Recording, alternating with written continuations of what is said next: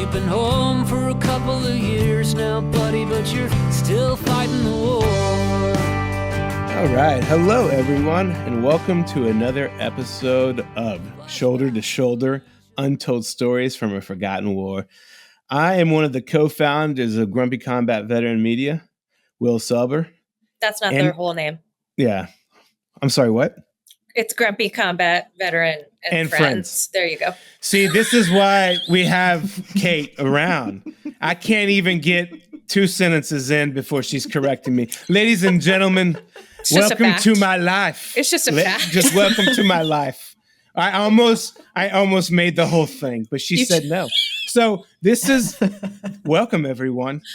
Welcome. I love it. This is all our dynamics. So welcome. We do shoulder to shoulder Untold Stories from a Forgotten War. We try to bridge the Civ Mil gap. Is that okay? Good. I loved it. Did you? I nailed that part. Awesome. Yeah. Okay. So we are really delighted today to bring on one of my really good friends, somebody who I had the honor of serving beside, who had to put up with me on a daily basis. So automatically, oh my God, right? Sara Davidson was a senior master sergeant in the United States Air Force. She retired recently. I know her. We served together. She was my senior enlisted advisor at basically an Air Force squadron in the South doing intel stuff. We'll just go like that. She helped stand up a squadron from scratch. And she is a powerful leader, and I am so excited to have her on the show. We're going to learn a lot from her. So, hi, Sara. How's it going? Also, we want to point out, I'm just adding on to it. It's like you made the cake, and here's some frosting, which is that Sara is also a part of the GCV+F team. Yes, that too. We are so excited to introduce her to you guys. She's been doing incredible stuff behind the scenes, so we just want to give you a little chance to get to know her better. That's all. This is why Kate's here. just supplementing. There you go, buddy. Thank you both. It's a pleasure to be here. Awesome. So, Sara, when we bring veterans on, I usually start with like an easy question just to get people to know you a little bit. So, why'd you join? Why'd you join the military? Yeah.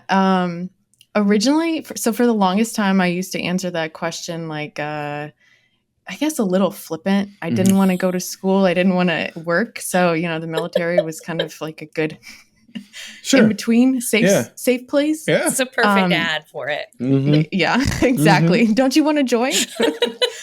But it wasn't until actually like very late in my career, when we were at the duty station that you and I were both at, Will, where I like actually sat down and put some thought into it and reflected over, like my almost 20 years at that point.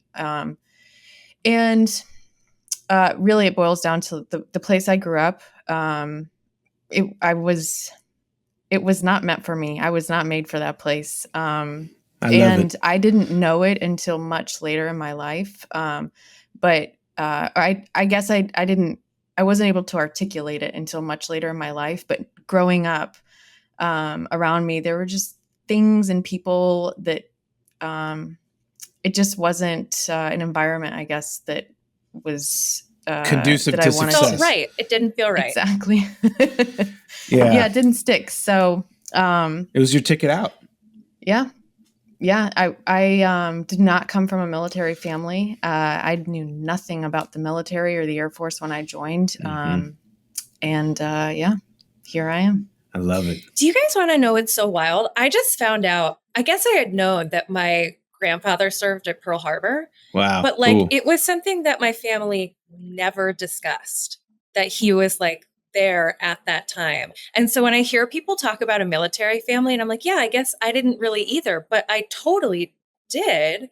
It was just like not the generation that talked about it. And so it's not something that was like part of my mentality as a kid growing up. Yeah. Yeah. Same. I think growing up, I saw maybe like one person in uniform my entire 18 years. It was like, just never was a thing. Mm-hmm. Yeah. I mean, it's always funny what draws people to serve, right? That's the great thing about the military. Like, you find all these people, they get they go there for all their different reasons. And there's a leap of faith. So you're like, well, shit, let's do it. Right. Hopefully this is am I wrong? I mean, I didn't know what I was doing. Hell no. I was like, okay, I'm going to be a soldier or airman or whatever. And like, I'm going to sign it down. I didn't know. I had an idea, right? I mean, I joined after 9/11, right? I mean, I wanted to fight. But like people join to get out, to have a sense of adventure because they need a job, because they want to go to college, all those things. And they're all valid, and it's all like part of narratives for people to join. And I love it. I appreciate you sharing that with us. Yeah, absolutely. Tell us a little bit more about like the arc of those 20 years. Like, what did your service sort of look like over that time? Yeah. So I was trained in a very technical field, but I never got super technical, which which isn't really my nature. I do like to get down in the weeds and really dig in on some things, but so I am capable of it, and I do it sometimes in my free time, but I don't like staying there. I'm much more of a jack of all trades, I guess, like over the 20 years of my course of my career. So yeah, I spent a few years in Texas, some time overseas in Europe, a lot of time in DC on and off, and then Georgia as well. And then I had one deployment to Northern Iraq during the pandemic. Yeah. So that's 2020. That seems unfair. 2020 to 21. Yeah. And yeah. So that's awesome. I kind of want to like pick it a little apart. I think I can provide a little bit maybe, because what she was doing, and I can speak it to at a general sense, is that she was in a very technical career field, but you don't have to be technical even in technical career fields, right? You can blossom in other directions. So as a commander, blah, blah, blah, what I would look for is somebody who can actually articulate the needs of the technical people to me, because Lord God knows that I don't want to get technical. Please. I just makes me cry. I get bored. I literally, Sarah has seen me. I literally start moving around in my chair trying to escape.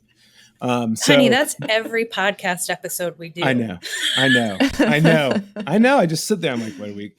So yeah, I just think that she was, what she was able to do was rise up through the ranks, because when you become an E8, a senior master sergeant, that is a very high level. I mean, there's one more above it, right? There's an E9, a chief, but like Sarah made E8 in 20 years. That's when did you pin on as a E7? Sorry. Or E8, sorry. I pinned on when I was deployed. Yeah. Early 2021. Okay. So like 18 years you made senior. Like it's pretty fast. That is a very fast climb. And for senior master sergeants, what Sarah was able to do is really like build teams. I've seen it. And that's what she was really good at. That's what she excels at. And she did that all the way up. That's how Sarah succeeded. Well, I want to hear. That's what I think. I want to hear more about that, because you say it, Will, when you talk about Sarah, it's always with awe and respect in your voice that she was able to accomplish what she did. For a civilian, when you say like, oh, she stood up a unit, I know to be impressed because of how you say it, but I don't necessarily know what that means. So, can you tell us a little bit more about like what that entails? It's definitely a team effort. Nobody does that by themselves. So what we did was, very first thing is we had to establish mission and vision, one that was easy for people to remember and understand, so that way they'd adopt it and it would actually be used. It's not just some banner that is on our emails or letterhead or website or whatever. So we got the, we leadership team together and, did a bunch of fun exercises, which I absolutely love, sticky notes and, and she's good at it. Like she brainstorming, getting people involved. That is not me. Like that is not how I roll. So I knew the value of what she had, and it was just like she could really guide stuff like that. It was really impressive. Sorry. Yeah, I do really enjoy it. So anyhow, we spent an afternoon coming up with what was important to us, and also what we were there for, like what our purpose was. And we called them pillars instead of mission, vision statement. We did have mission and vision statements, but the thing that we walked away from that sort of brainstorming session was what we called pillars, and it was people, culture, mission. And it was so simple and so easy for people to incorporate that into everything that they did, and use it almost as like a checklist, I guess, like if we're doing something new or if we're sending out an email, like making sure that it kind of follows that, those guiding principles, like in that order, people, culture, mission.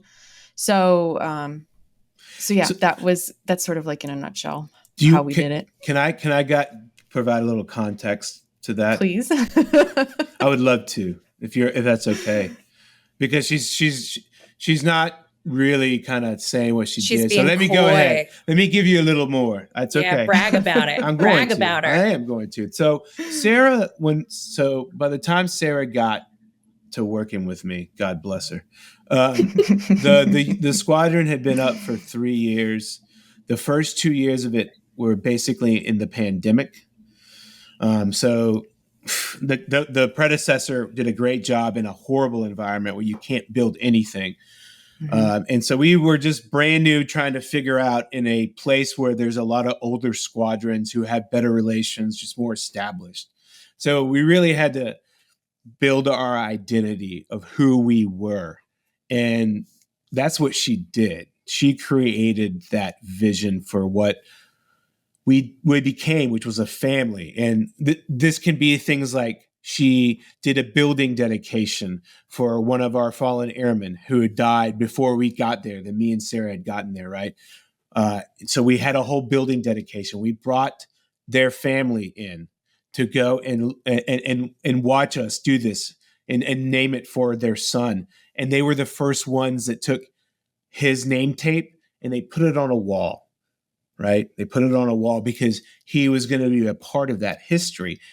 And his was the first one. So on our walls inside of our office, there were name tapes for everybody who's ever served. They'll put their name up there. That's the type of stuff that she built. She built a culture. It's so important, though, because, as a civilian, we're always hearing about military culture, and we assume that it's this like automatic thing that brings people together. But really, when you hear some veteran stories, a lot of people can feel alienated or they don't feel attached to the mission. So like what Sara does in building community is like you're giving people something, you're building meaning out of their presence in a place. Mm-hmm. And it makes so much sense, Sara, because I came to you and you were helping us do the mission statement and values for GCV. And I remember thinking how grateful I was to have you, because you could focus in on such like a micro level of things that I just wouldn't think of. And you really did craft a statement. Like if you guys, whoever is listening, go to our website and please check out the values and the missions, because they perfectly embody the work that we hope to accomplish, but also what we hope to sort of convey as a team. And I say one of the things we came up with was dissent with respect as one of our values. I must say it to people every week. So like but it or mattered. A couple of times a day, sometimes, depending on what you wrote. Just some of you gentlemen giving me feedback on my pieces. But like, it's totally true. Like you made something tangible and it felt like I understood, even though I'm the co-founder, I felt like I understood our identity better. So like, that is a huge, huge skill that I hope people can appreciate. Will does. So I that's do. fun. Yeah. For sure. Yeah, I think especially when it's items like if you know, like when you're really focused on something that is critically important to whatever it is that you're doing, whether it's, you know, like creating an organization or a culture or, you know, like a website, like if you have to identify like what the critical thing is, and then you have to be very deliberate. Because if you don't, like, if it's that critical, then it deserves your time and attention and the energy.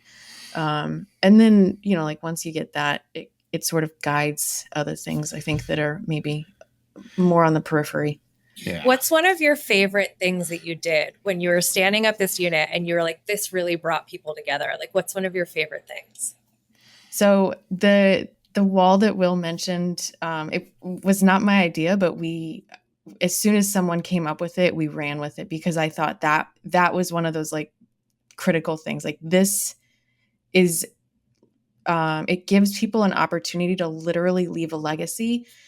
So, you know, like we had a wall that well, it's sort of like a cubicle wall, I guess, that separated part of the offices. And anytime someone would leave the unit for whatever reason, whether they were moving to a different unit, a different base, separating, retiring, if they got kicked out, Yeah. as long as Yes. as long as they served in the unit, then they would, on the uniform, they would take off their the name tape and leave it on the wall, and it's, you know, like it quickly filled up. Yeah. And it'll be there, I mean, forever. Yeah. And let me tell you something. I was able to like when we kicked some people out, I was like, hey man, it's not personal. Could you put your name on the thing? And you should have seen that look. Sometimes it was like, I hate you. And I was like, I understand. I mean, I get it. You should hate me. I know you did this to yourself, but it's okay. Yeah. But a couple of them actually, like, we were like, oh, okay. Thanks, man. It meant something to them. Because sometimes good people get kicked out of the military. They do things that they make a mistake that even a commander who wants to protect you, you handcuff him when they do it. So yeah, this is what she built. She also had, I want to brag about her a little bit more, if that's okay. Yeah. Kate. We also had a heritage room. We had a heritage room with all of our history, because we came from other units, right? We came from other units. And so we had like legacy posters from where we were in England, where we were in different parts of the world. That's so great. And we had a bar, you know, that you could come in when we had drinks.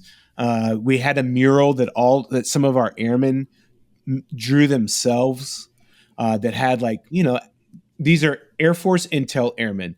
They're very creative people, and they're super nerdy. And I love it. Let's do it, baby. Yeah. I love it. It's fun. Who's not? Right? Right. I mean, like, so it had like all these figures, and they had them for their flights, and they created it. And I just think that the second best decision we made, Sarah, was taking the biggest part of that office and creating it for them. Yeah, that's true. There were 3 other buildings, or two buildings that were completely identical to ours, that the other squadrons were in. Actually, it might have been 3. But anyways, each one of them used that, you know, like there was one huge room. It wasn't that big, but it was the biggest room there. One used it as a office for the commander, and the other one used it, I think, as a conference room. And we turned ours into the heritage room. Yeah. I like what you did, because not only is it like, it's very community oriented, but I think that from an outsider's perspective, it's really easy for people in the military to feel like they've lost their identity. It's really like, it can be about your rank, but you're all about your unit, and you're all about what branch you serve. And so, like, giving people an opportunity to not only put their names on the wall, but to see where they came from, like, it allows people to share their story. And I think sometimes in the military, we're a little bit too inclined. I say we.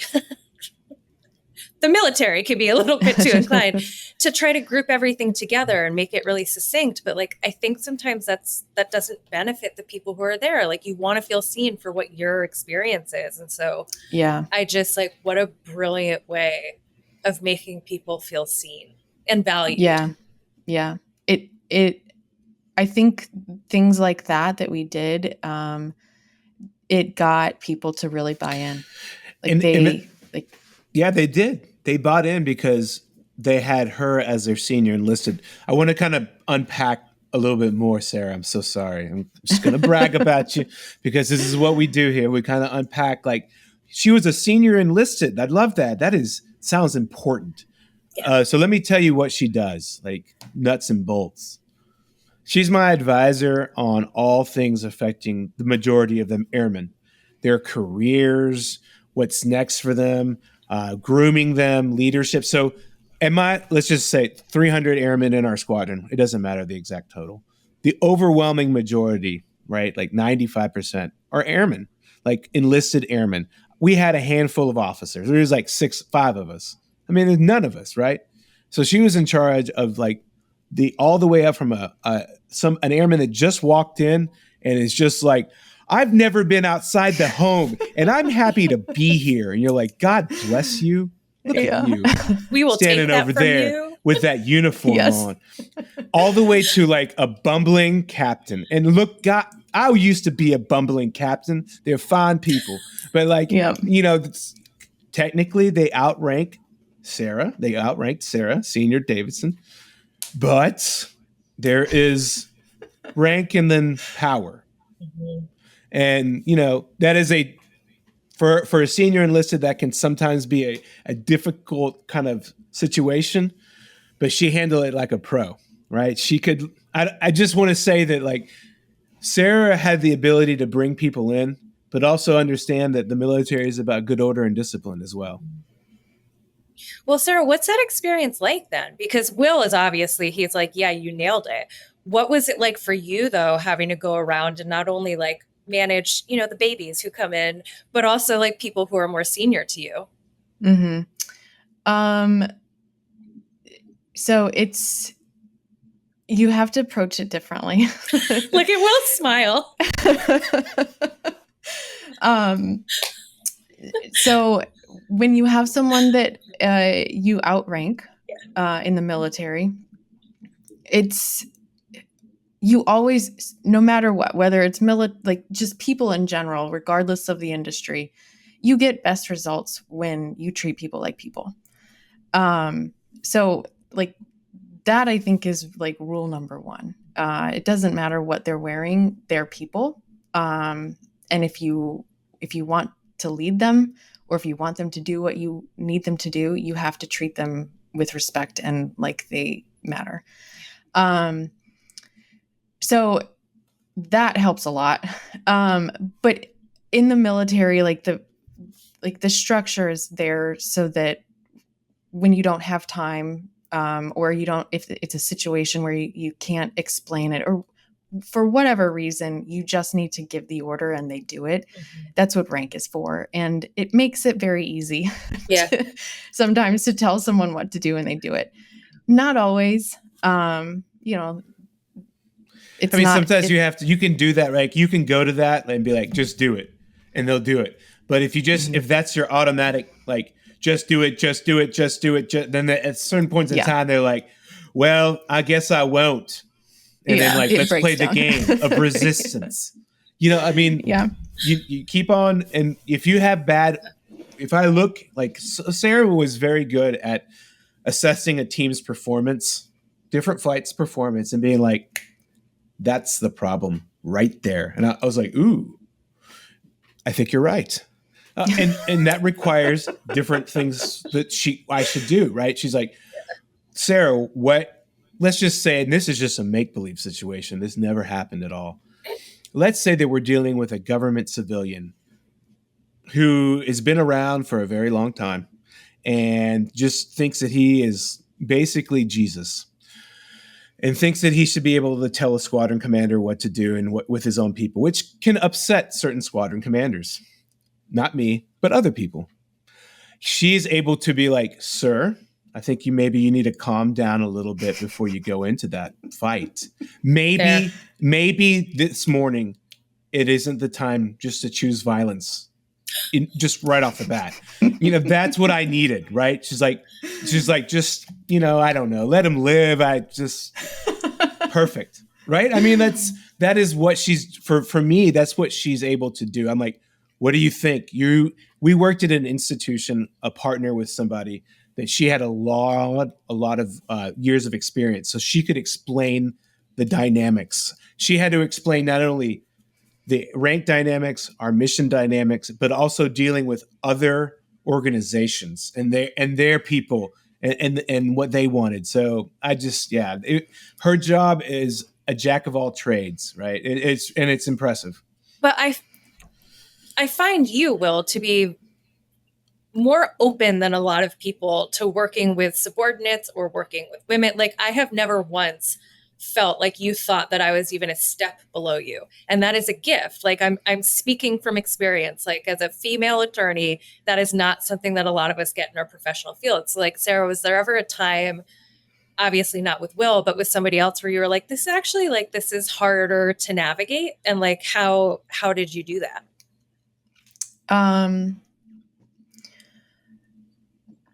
So I definitely I I thought you were about to hit me with that's never happened. And I was like, oh, No. I don't know if one person in particular stood out as like making it difficult for me, but certainly like situations or, like the culture, like in an organization, just wasn't super aware of, it just wasn't a deliberate, like culture, I guess, not aware of things that may be happening. People say things or act certain ways that just, it makes it very,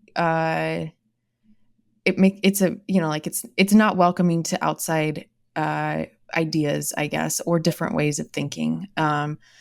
So, I mean, I encounter that, like over the 20 years of my career, and I still encounter it today, like in, like outside of the military.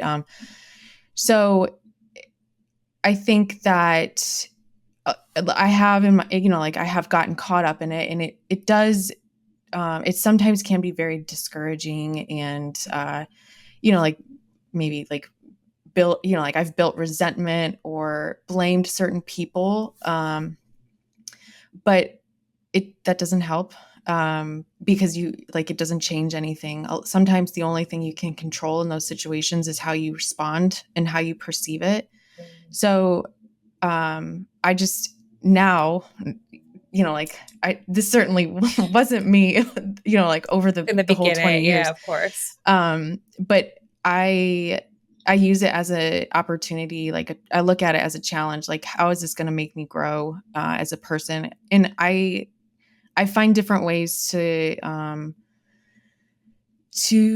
work with different personalities, influence in different ways.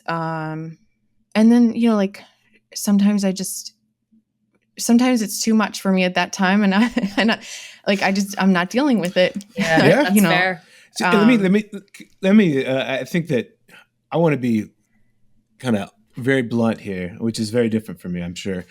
I think that now, looking back at my military career with some perspective, I am always impressed that with females that have succeeded in the military, because it is not a very easy place to work for women. It's just not. It's not. I would not, if people were like, my daughter, I have a daughter. She's 3 years old. She's the love of my life. Mine too. My little girl is my angel, and she's got a bazooka for a brain. Yeah. Mm-hmm. Oh my God. But like, if they're like, do you think we should maybe serve? I'm like, it's hard for me to say yes, because I've seen how hard it can be for women. in the military. And it's hard for them because it's just to get a seat at the table and to like talk and be like treated as an equal. There's not a lot of them at those ranks. And it takes a certain type of confidence and courage in yourself to make it up those ranks. And I think that Sara embodies that. I just my opinion. I'm just a grumpy combat veteran, though. Yeah, you are. I know. I had a lot of people to emulate. That's for sure. I want to hear, Sara, more about how you viewed your military service with respect to your gender. Like, what was that experience like for you as a woman, especially getting to that actual like point of what was your rank in E8, E9, E8? So like, how did you get to that point in that culture? And then, Will, I actually want to ask you, like, what did you do when you were supervising people like Sara to elevate her in a way that other people would maintain the same respect for her that you do? So it's a question for each of you. Okay. Go ahead, Sara. I want Sara first. It may come across as like super braggy or arrogant, but I had to bust my ass. And looking back, I can see it in a like a slightly different perspective. But I knew it even going through it. Like I was working 10 times harder than a lot of my peers, regardless of the gender. But I think that I had to do that at that time because you have to, like as a woman, you had to be even better than your male counterpart in order to be considered for whatever it is that you're, like trying to I believe it to achieve. 100%. So I had to blow everyone else out of the water in order to get where I was going. That's also partially just my personality. Yeah. And, like maybe not necessarily my gender, but you're not the first person who said this, Sara. Yeah. I just want you to know, like, that's something I've heard. Does that make you resentful at all as you're like looking at these people who are not as accomplished as you and getting the accolades that you also deserve? Like, was there ever a point where you like, fuck this? At the time, I wasn't ever angry that someone else was getting, like whatever they were getting. What I would get angry about is when they got in my way. Yep. God, that was the best answer I've ever heard. Speaking the truth. God, yes. Sara, God, bravo. My God, that was the best answer. Fuck so yeah. True, get out of the way, because- bro. No, but it's so true because sometimes dudes don't even know that they're in your fucking way because they don't know to pay the fuck attention. And you're just sitting there behind them like, brother, you are making this shit worse. Oh, God. No I'm offense. so happy right now. That was the best. That was maybe one of the best things I've ever heard on one of our podcasts. But it's so true. Like, it's not that like the thing. It's just that you suck. And like, could you move out the way? That's fair. God bless you. I love That's it. fair. And so a lot of times you would wind up like doing okay, just give me the work so I can get it done, and then I'll do my work too. Right. I'd be resentful. She was. Don't let Sara is a cold assassin. Don't let it twist you. She is effective. I believe that. And like, look, like when I would tell her like I don't think this person's gonna make it, she'd just be like, okay. We disagreed on things. She always had, anytime that she wanted to talk to me, she could always come and talk to me. I think if I did anything right in my time in command, which isn't very much, but what I tried to do. That's not true. What I tried to do was to show my airmen that I would hold anybody accountable, no matter who the rank was. And if that meant it was an officer, oh, sure. No problem. I think that's one of the things you asked the first question. My question, I'm trying to answer it, is that like I think I was able to do that, and I think I was able to do that because I had great subordinates. And we had a team. Like, it was Sara. It was who was this senior enlisted. It was me as a commander. We had a first sergeant who, did like good order and discipline. And then we had an operations team, right, who had their little 3 leaders too. I had a DO, a major. Who had an operations superintendent who had their own little thing. Mm-hmm. And me and Sara both decided that we were just going to let them drive. Like, just drive ops, and we're going to try to build the culture. And if there's any time you think that we're not acting in good faith, because we weren't in the same building, they were halfway across the base and somewhere else. But that space might as well be halfway across the world at times, Mm-hmm. right? Because they're never there. So I think we succeeded by trusting in one another. Yeah. That we would all get the job done together. And if there was any problems, we'd solve them. Yeah. But like, was there ever a time, Will, as you're like working with Sara, that you felt like you needed to pay special attention to ways that you could elevate her, or that you needed to sort of like block and hit because people were getting in her way? Like, did you ever go out of your way to say, I recognize that her experience might be different as a female, and here's how I'm going to sort of like incorporate that understanding into our work? No, not really, because people usually, I mean, the people that I talked to were impressed when she was talking. Yeah. But if I may, Sara, I think for Sara, she's not afraid. Yeah. She's not, oh, you're a colonel? Whoopity freaking do. And I love that. Got me in trouble sometimes. That's right. Now, that's exactly right. Good trouble. Right? That's right. So what do I do as a leader when I have somebody like, yes. So you get pulled aside by your boss, or blah, blah, blah, blah, blah. I think, I mean, I don't know what she said. Could have been, I'm like, sir, I mean, come on. Like, what are we doing here? What are we doing at this meeting and conference other than like telling stories? I don't know what the point of this is. I just, like, if you want me to tell her not to, I will, but I just think it provides real value by having our senior leaders be questioned by a senior master sergeant who is respectful and just, it was pointed, and that's okay. Incisive. Like, yeah. It's if you're going to be the leader and you say these things like, I will take any question from you. Well, okay. What do you expect people? Would you rather they not do that because you told them you wanted them to? And Sara was like, yeah, I'll do it. Okay. Let me ask the hard question. That's what I loved about Sara. That's what I loved about it. She loved. 100%. There were other people at her level. Some of them outranked her because she was just an E8, right? I don't think it was gender that sometimes hurt her. I think that she was only an E8, and some of the other senior enlisted leaders in the other squadrons were full E9 chiefs.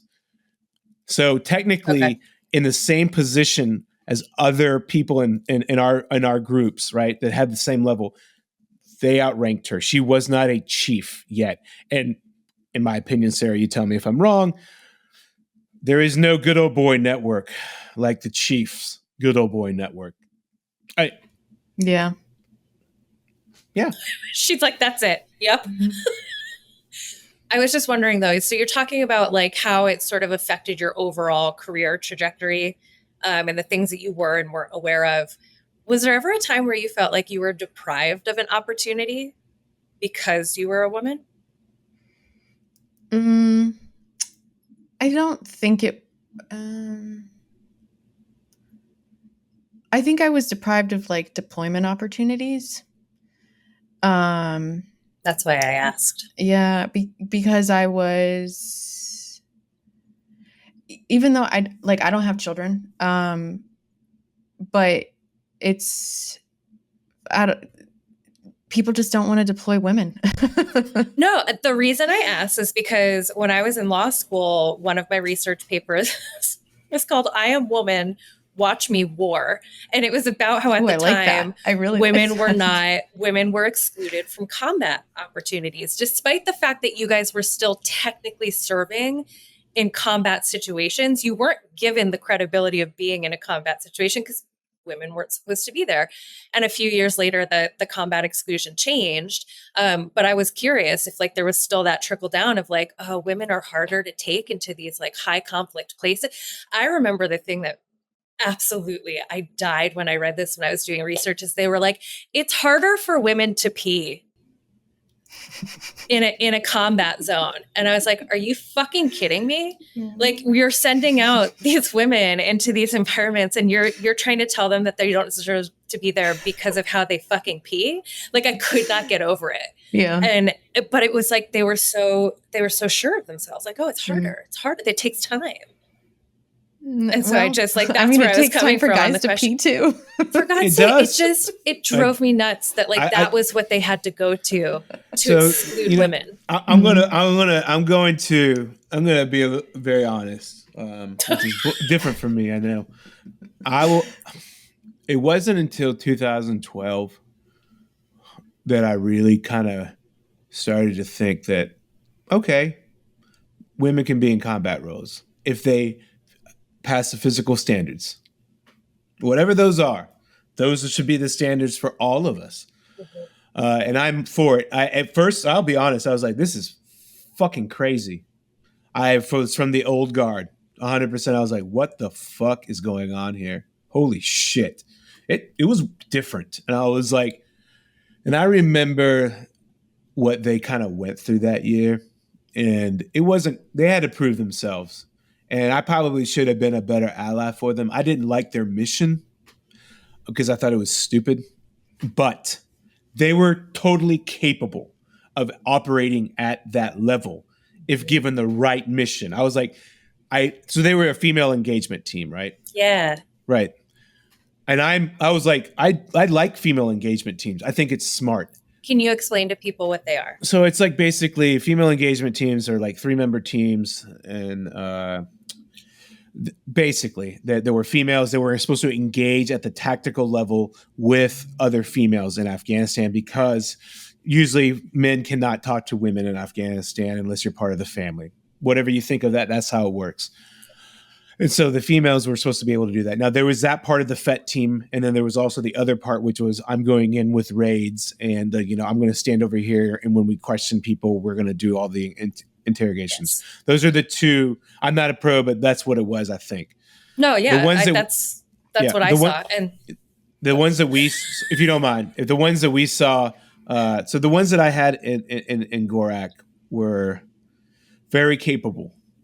They just shouldn't have been there because it was never going to work in that part of Afghanistan. They were like, I never saw a woman outside of the home the whole time. And they were like, we're here to engage with women. They're like, my district governor was one of the ones that was like, look, gentlemen, like if you're going to beat the woman, like just don't beat her too much.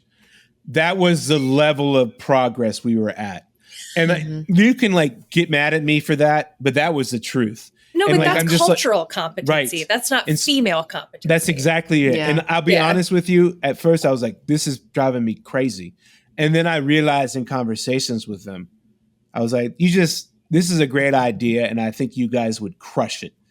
But they put you here.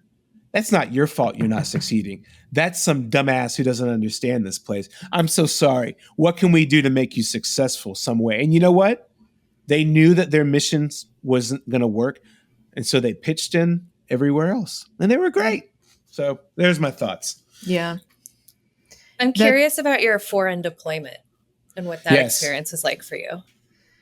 So it was much later in my career. So it was, I'm positive I had a much different deployed experience because of my rank, like the time, it's 2020. It wasn't, like women weren't new in, like on deployments or in, like combat zones. And then also the group that I deployed with as well, they were extremely professional. It was, but a very aggressive unit she was with. Mm-hmm. She was. What do you mean by aggressive? I can talk around it. Okay. she was providing intel support to a unit conducting operations in Got it. Iraq, Okay. and it was, you could say, was some of the more forward-leaning active units in Got the it. military. Okay. I think everybody understands. Yep. Yeah. Yeah. I think that I was. It was a very pleasant experience for me. I really enjoyed being deployed. I like that though. Yeah. There's nothing wrong with taking pleasure in your work. Yeah. It's a killer inside you. Yeah. I still talk to the people I was deployed with. They were, we were all very tight. Like during our time in country, and then, like, obviously we go back to our lives here, so we don't talk as often, but we still talk. I think there were a lot of factors at play that influenced the way I was treated. Like I was embedded mostly, like it was mostly Army, so I was the only Air Force. So I think that probably had more to do with how I was treated, and like the opportunities or positions I was put in. That's because Sarah, that's because you volunteered for a deployment that most people at your rank wouldn't do, but she just wanted to get out the door. Yeah. Well, but I Right? think people are going to be surprised to hear Sarah be like, I loved my deployment in the Middle East. Like, what was it about it that you look back on and that like it felt like a good experience for you? Great question. Thank you. I tried throughout my career to deploy, and it just never happened for a bunch of different reasons, but I just never had the opportunity. Wasn't, like, wrong time, wrong place. I worked very hard to find this one. And at that time, it was literally the only deployment that I was qualified for. And even then I wasn't qualified. It was supposed to be for someone that was 3 ranks lower than me. Interesting. Yeah. She just wanted to go. Wow. I love that. Yeah. So it was before I put on E8 and before I was led a squadron. So I wanted the experience because I didn't want to take on a leadership role where I was asking people to deploy without having having experienced it. So I found this deployment, and it was to Iraq. During my preparation for it, they were talking about keeping me CONUS to support from the rear. And can you tell people what CONUS is? Continental United States. So keeping me in the States, and then I would just support via the internet. Sure. And I was adamant that I was not okay with that. Obviously, like I'm going to do what I'm told in the end, but I did not want that at all. I wanted the deployment experience. And so luckily I deployed, and I was in Northern Iraq, and not only did I get to be in, like a quote unquote war zone. Northern Iraq is historically pretty peaceful. But at that time it was, there was some conflict going on. And so I was also able to experience IDF and some other stuff. And I got the full experience, and it was everything that I asked for. I did pay, like a little bit of a price for it. But Seeing like the elephant. Yeah. It was, I wouldn't have changed anything. I enjoyed every What did you learn piece of it. about yourself from that deployment? Like, what did you learn? Because I feel like deployments are a proving ground for so many people. That's why it's hard for women to advance, because they don't get the deployments. Because why did Will Selber advance? It's not because I'm smart. It's because I kept on deploying over and over again. It is how you prove your worth in the military. And so, like, what did you learn from it? What did you learn? Everyone is a little child inside. I love that answer. God have mercy. What does that mean? Let's do it. Let's unpack the shit out of that. I love it. It doesn't matter who you are, what position you're in, whether you're in charge or whether you're the lowest ranking person. You like there will be a situation where you are a little boy or a little girl, and all of those fears and insecurities are right there, and you have to deal with them. And I think that it one shows character, but it also gives you an opportunity to really build character. So I got to see that, I guess. I wasn't like planning on seeing that, but like after, like reflecting and some therapy, like that. Hell yes. Therapy. Yeah. Like acknowledging the little kid and the little, like boy or girl inside of you, and helping them grow up only makes you, like a more level-headed and well-rounded person. And then you're also able to, I think, when crisis hits or you get stressed, or, like in high stakes situations, like you're able to respond in a way that is way more productive and a little less frantic. And that translates to leadership, like it builds confidence in the people that you're leading, like when you can respond in a way that where you're not necessarily scared, or you are scared, but you can still function. It makes the people around you a lot less scared. And it doesn't have to be in combat. Like that can translate to the office too. Everyone experiences stress in different situations and environments. And if you have a leader that's like, screaming about emails and deadlines and like, it doesn't help the situation. Right. So just, like it, you can apply it to real life. But in situations where your life is threatened, you have no option but to deal with it. And hopefully it's not the first time that you're dealing with it in that moment. So, but it's everybody's first time at some point, right? Yes.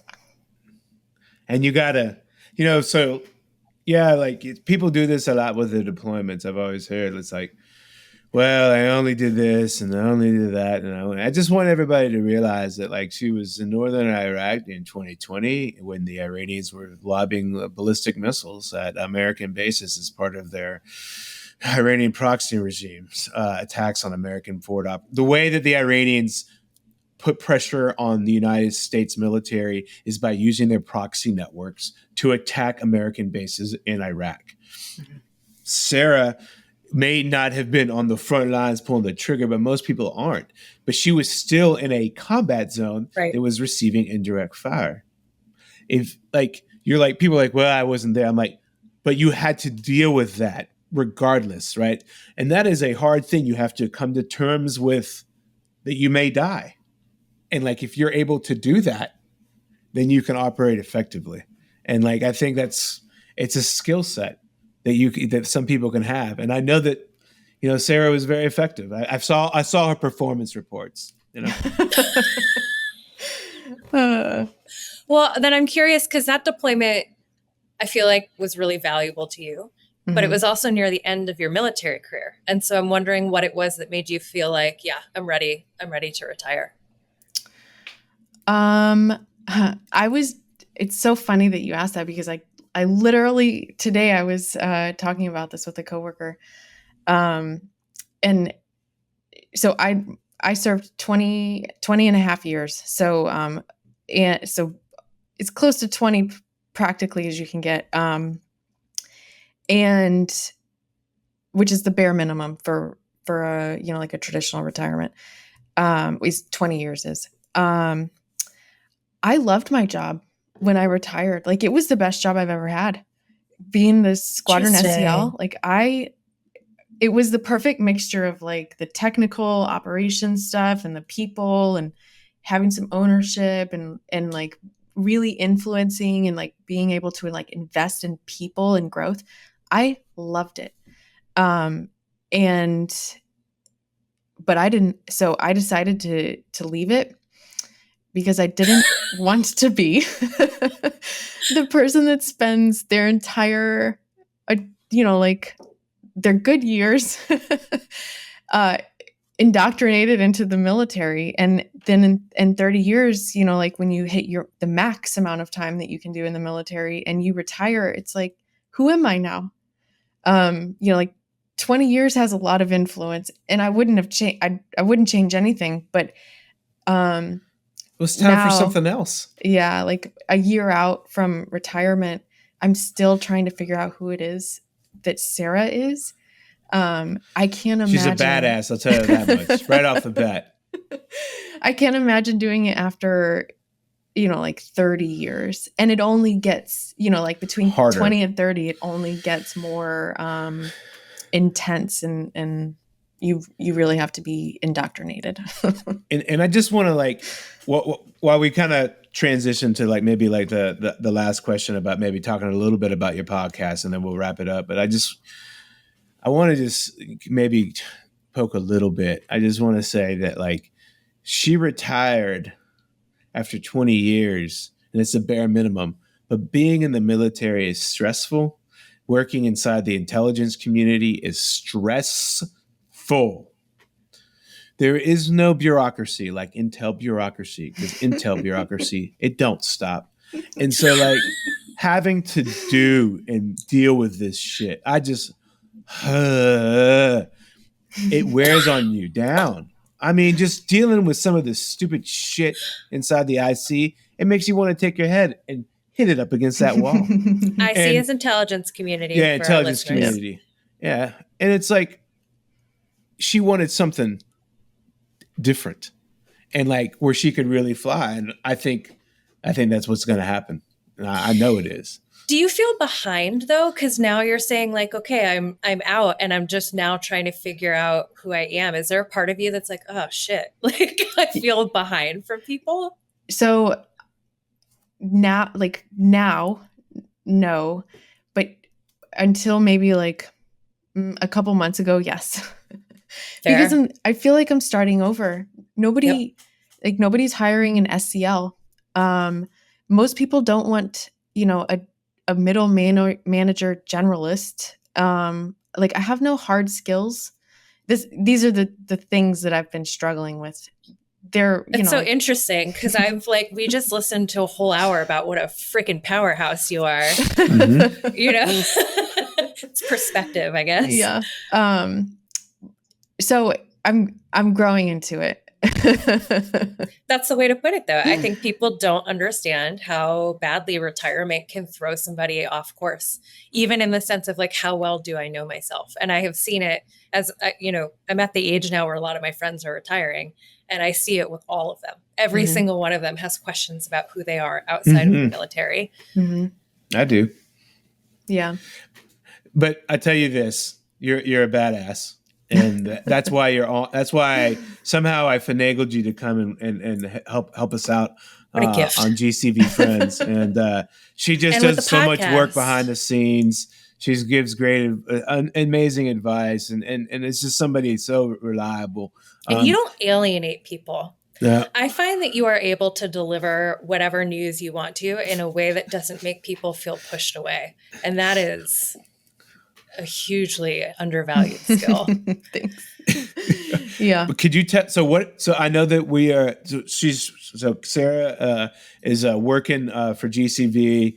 She's helping us out. She's also about to have a new podcast. We're going to push it out here in the next month. I don't know, soon. But let's go ahead and start talking about it because this will come out. This is, by the time this is published, we'll have it out. So It's called Service Unplugged. Is that right? Mm-hmm. Service Unplugged. Yep. And I will be hosting with Natalie. And we hope to have casual conversations about the service, like veterans, active duty, the military, anything related to it, or just ideas that that people have stories. We want to give people an opportunity to connect with veterans in a way that's approachable for regular people. Yeah. I think that is so great because we try to do that. There's similarities, right? Mhm. But we try to do it about the wars. Yeah. You're doing it about just the military, and it has to be at both levels. And I just think that it's a great idea. I can't wait to listen to it. And we invite all of our listeners, yes. if you have questions, because Sara and Natalie have made it really clear that they want this to be, they want the community to really be able to work with them on this. So if you have questions or, like a point of interest that you want to hear somebody talk about in a way that is accessible, this is the way to do it. So shoot us an email at the GCV inbox. It's gcv.friends@gmail.com.